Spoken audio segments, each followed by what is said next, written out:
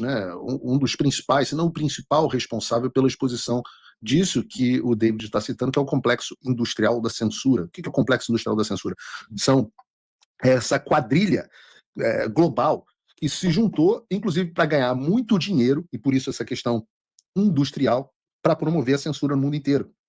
E aqui eu deixo os meus parabéns ao deputado federal Felipe Barros, que foi o principal responsável por essa ida do Mike Pence à Comissão de Relações Exteriores da Câmara dos Deputados. O deputado Felipe Barros é um dos melhores que nós temos, mais honesto. Parabéns ao deputado pela coragem. Não foi fácil ele enfrentar para poder fazer isso acontecer. E para comentar esse assunto, eu chamo aqui no programa o que vocês estavam com muita saudade, do nosso editor-chefe, João Gabriel. João, bem-vindo mais uma vez ao Paulo Figueiredo Show.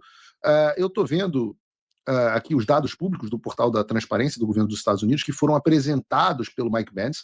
A gente está falando de dados efetivamente, e houve um aumento gigantesco dos recursos repassados pelos Estados Unidos a ONGs e entidades brasileiras entre 2019 e 2023, exatamente o período em que o presidente Bolsonaro estava à frente do Brasil. Você tem o TSE teria coordenado, então, uma rede de organizações, de verificadores de fatos, como estava dizendo, inclusive, agora o David Agap, e até aí nós já sabíamos, mas um dos programas apoiados pelo TSE, através da iniciativa Fato ou Boato, ou que era Fato ou Fake, não somente trabalhava em parceria com o CEPS, né, que é o Consórcio para Eleições e Fortalecimento do Processo Político, financiado pela USAID, como também tinha entre os responsáveis por fazer essa checagem de informações, jornalistas da velha mídia do G1, do Jornal o Globo, da Globo News e da TV Globo, nas palavras do Mike Pence.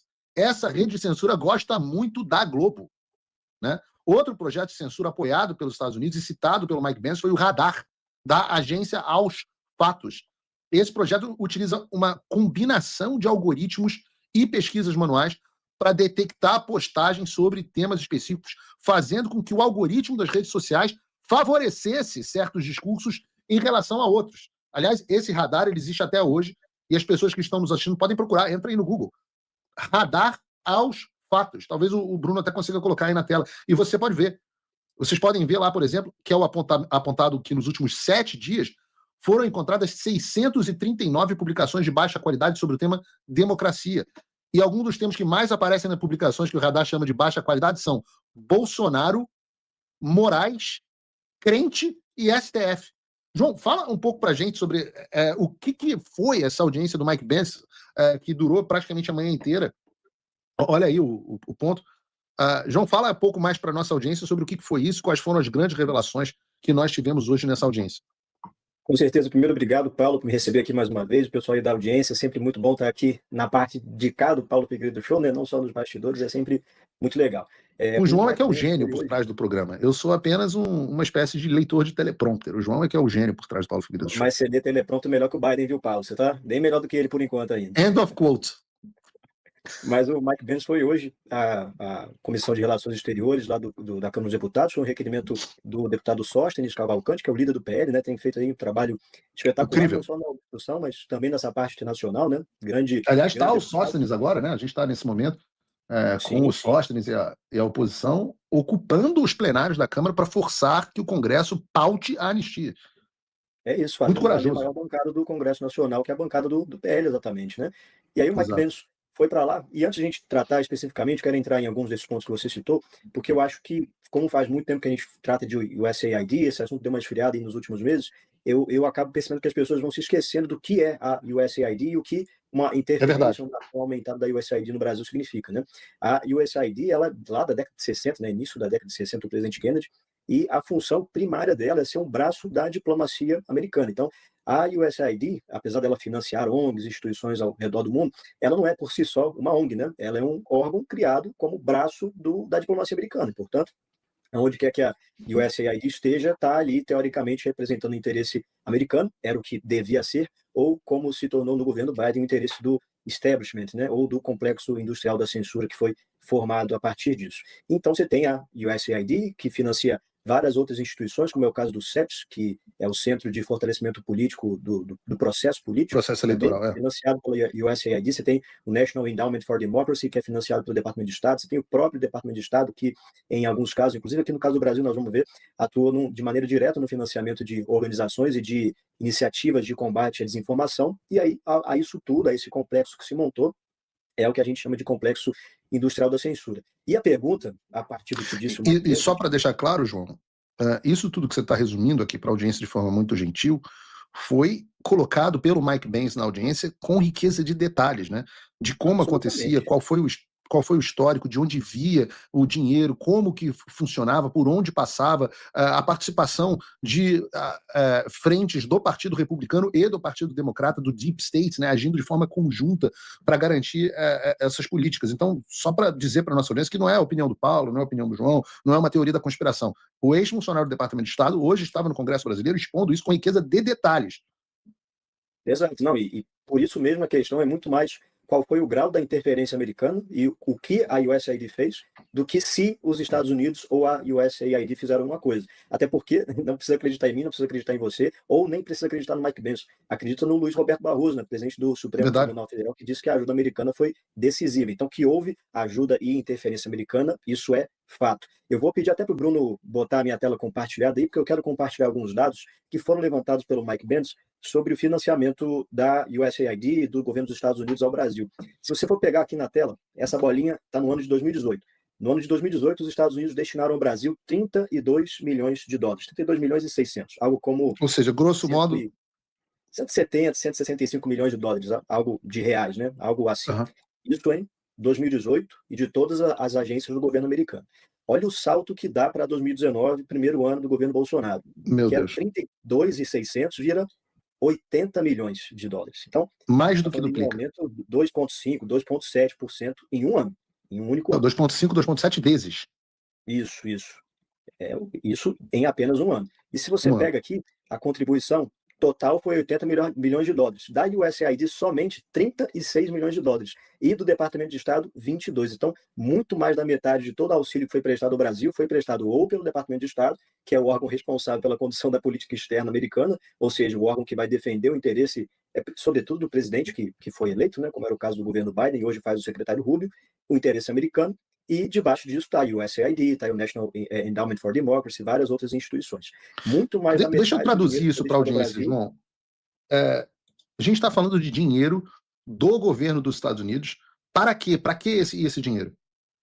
Bom, foram várias as aplicações, e por isso é importante que a gente entenda o significado da USAID, né? Mas você mesmo citou aí que o Mike Benz disse algumas iniciativas, como foi essa iniciativa que fazia parte de parcerias do TSE, né? Uma iniciativa que era financiada pelo CEPS, que por sua vez era financiada pela USAID para combate à desinformação no Brasil. E aí você vai pegar os caras que estão, segundo o Mike Benz, nesse grupo de combate à desinformação, você tem uma ampla gama de pessoas de todo o espectro político, muitas opiniões. Você tem G1, você tem Globo, você tem TV Globo e você tem Globo News.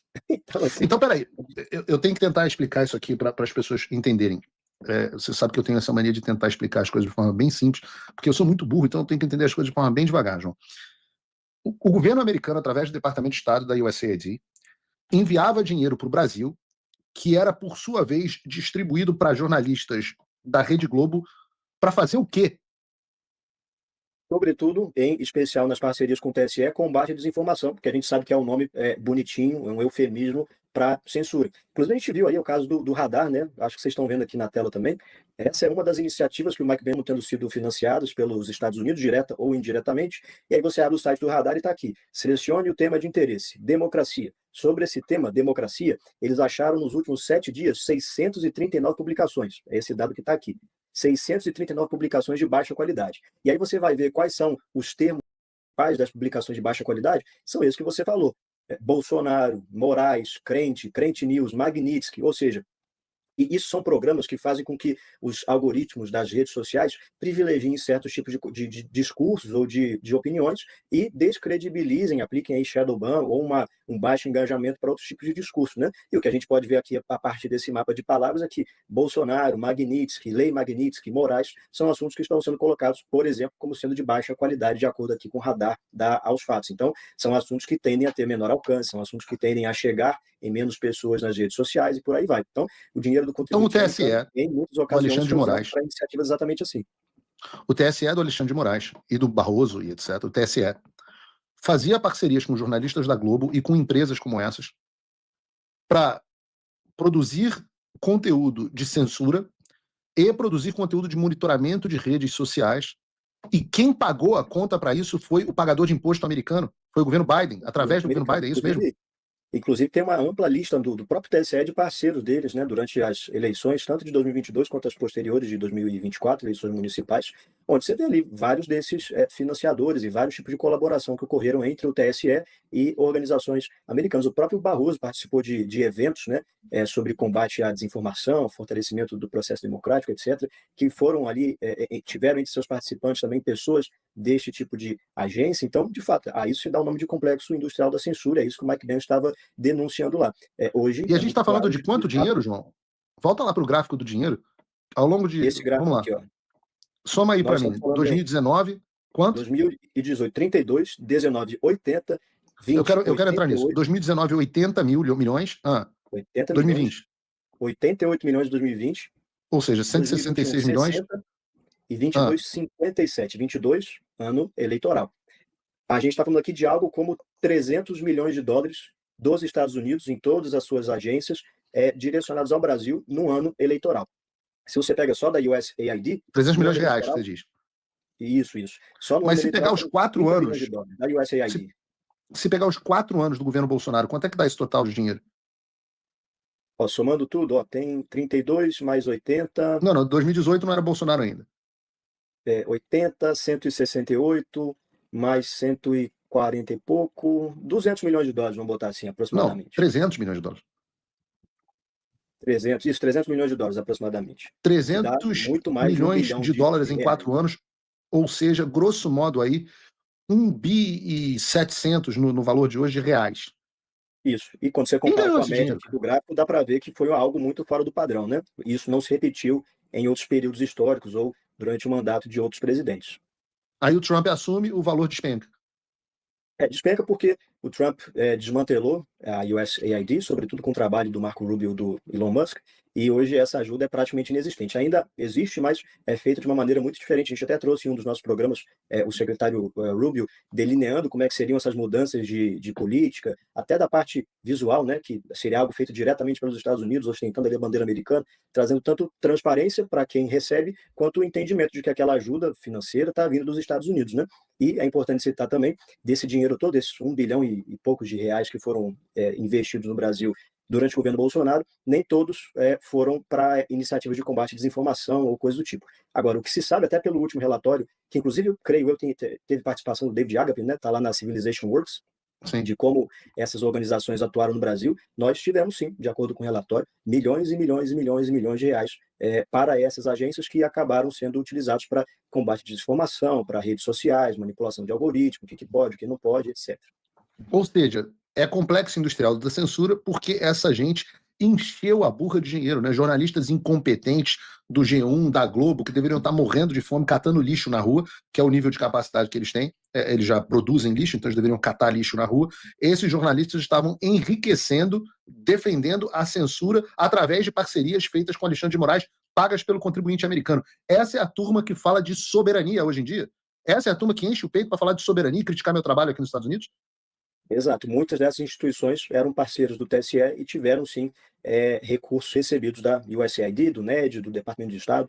Inclusive, uma das coisas que o Mike Pence falou foi que até a Abrage recebeu dinheiro do Departamento de Estado, a Associação Brasileira de Jornalismo Investigativo.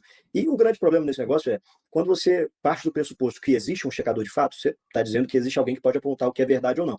E muitas das vezes, principalmente no discurso político, algo é rotulado como mentiroso para que seja derrubado. E aí você vê que a mesma pessoa que está fazendo esse gerenciamento ou essa checagem de fatos é uma pessoa que está recebendo dinheiro de uma nação estrangeira. Então, assim, a que interesse serve muita cara de pau. quem recebe recurso da USAID, do NED, do Departamento de Estado, e faz checagem de fatos? É a grande pergunta que é feita a partir do posicionamento do Mike Pence. E isso nem entra o dinheiro dos bilionários como George Soros, como Pierre Romney, aqui, por exemplo, sustentam a agência pública que fez uma reportagem canalha a meu respeito, a própria, que eu vou responder, mas não no programa de hoje, a próprio Intercept, né, também financiado pelo Pierre Omidyar, pela fundação dele, e vários outros. Ou seja, a turma que defende a soberania era sustentada pelo dinheiro americano para promover a censura. Talvez não tivesse tanto amor assim, né? Talvez fosse uma coisa ideológica. Eu não consegui assistir todo o depoimento do Benz, vou assistir com detalhes, os trechos que eu comecei a assistir, inclusive mostravam um grande envolvimento do ministro Barroso, que agora está ameaçando arregar, né? Parece que o bolsonarismo derrotou o Barroso está ameaçando arregar e renunciar. Teve isso também, não teve na audiência do Benz, ou João? Eu também não consegui pegar o final da audiência por conta aqui do nosso programa, mas provavelmente sim, até porque, como eu disse, o Barroso, na condição de presidente do TSE, participou, e isso é público, está no site do TSE, já tratamos sobre isso algumas vezes, inclusive aqui no programa, participou sim de eventos sobre combate à desinformação, promovidos ou em parcerias com instituições financiadas direta ou indiretamente pelo governo dos Estados Unidos. Como você falou, tudo isso aqui está falando de recurso público, não entra recurso privado, que tem aí mais um caminhão de dinheiro sendo posto para essas iniciativas. Absolutamente incrível. João, obrigado.